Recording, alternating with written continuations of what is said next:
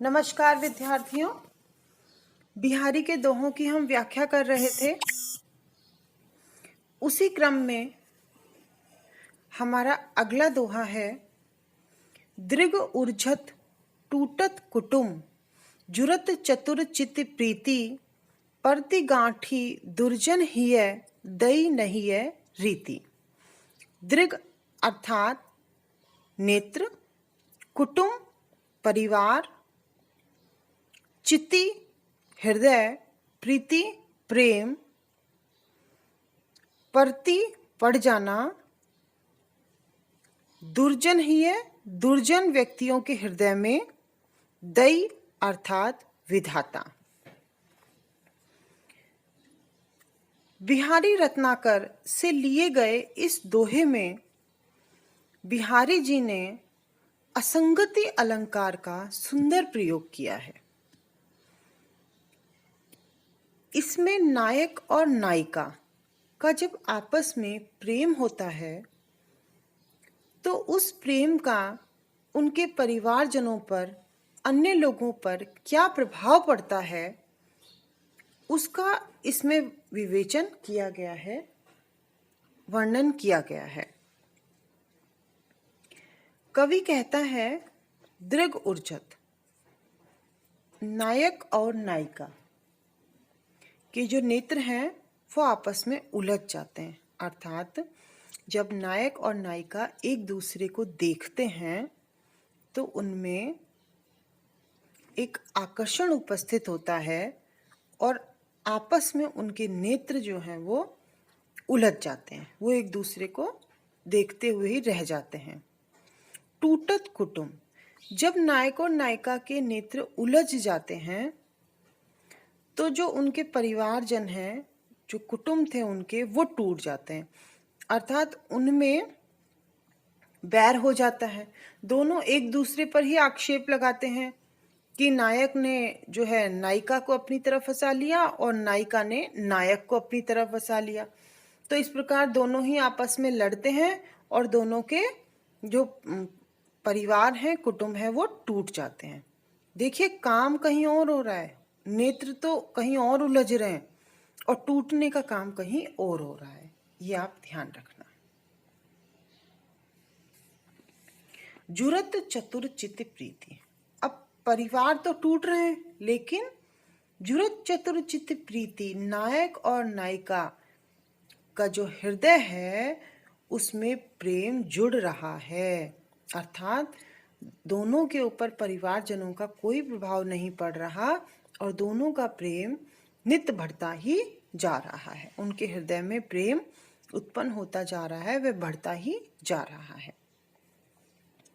परति गांठी दुर्जन ही है, जब जो दुर्जन व्यक्ति हैं, जो दूसरों की खुशी को देखकर जलते हैं, दूसरों से ईर्ष्या करते हैं, जब ऐसे दुर्जन हृदय वाले जो व्यक्ति हैं उनके हृदय में गांठ पड़ जाती है, अर्थात उन्हें अच्छा नहीं लगता है कि नायक और नायिका का प्रेम बढ़ता जा रहा है। तो देखिए, एक तरफ तो नेत्र उलझ रहे हैं, तो नेत्र टूटने चाहिए थे लेकिन परिवार टूट रहा है। जब परिवार टूट रहा है तो प्रेम नहीं होना चाहिए था, लेकिन नायक नायिका में प्रेम बढ़ रहा है। और एक तरफ प्रेम बढ़ रहा है और दूसरी तरफ दुर्जन हृदयों में गांठें पड़ रही हैं। दई नई रीति, दई अर्थात विधाता, विधाता की एक कैसी नई रीति है। अर्थात ईश्वर ने ये प्रेम की कैसी रीति बना दी जिसके ऊपर किसी का भी कोई प्रभाव ही नहीं पड़ता है कि उनके बारे में दूसरा क्या सोच रहा है, क्या प्रभाव पड़ रहा है, ये इस ओर ध्यान ही नहीं जाता है। कवि ने असंगति अलंकार का सुंदर प्रयोग किया। असंगति अलंकार जहां कार्य कहीं और हो रहा है और कारण कहीं और है। इसके अलावा ब्रजभाषा का सुंदर प्रयोग है और एक जो महत्वपूर्ण बात इसमें बताई गई है वो ये है, जो परति गांठी दुर्जन ही है, इस पंक्ति के अंदर परिलक्षित हो रही है कि जो प्रेम होता है वो सात्विक प्रवृत्ति के सज्जन व्यक्ति ही कर सकते हैं। दुर्जन व्यक्तियों के भाग्य में प्रेम करना नहीं लिखा है। वो करना तो बहुत दूर की बात है, वो दूसरे के प्रेम को देख करके प्रसन्न भी नहीं होते हैं, उससे भी उनका मन मुरझा जाता है। क्योंकि प्रेम एक सात्विक भाव है, इसीलिए उसे जो है वह अच्छे लोगों को ही अपनी ओर आकर्षित करता है, दुर्जन हृदय को नहीं। अगले पद पर हम आते हैं।